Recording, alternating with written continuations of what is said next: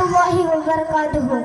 الحمد لله الصلاة والسلام على أشرف المرسلين وعلى آله وصحبه أجمعين. أما بعد.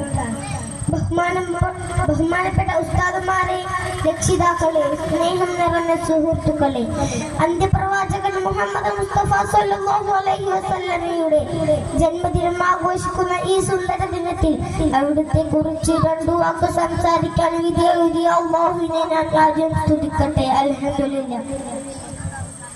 പ്രിയരെ, 1400 വർഷങ്ങൾക്ക് മുമ്പ് കല്ലിനെയും മരങ്ങളെയും ആരാധിച്ചിരുന്ന തിന്മയുടെ അന്ത്യകാലത്തിൽ മൂടപ്പെട്ട അതേ മനുഷ്യത്വം എന്താണെന്ന് അറിയാത്ത ഒരു കാണ്ടറോട് സമൂഹത്തിലേക്കാണ് കാരുണ്യക്കടലായ അന്ത്യപ്രവാചകൻ മുഹമ്മദ് മുസ്തഫ സല്ലല്ലാഹു അലൈഹി വസല്ലം കടന്നു വന്നത്.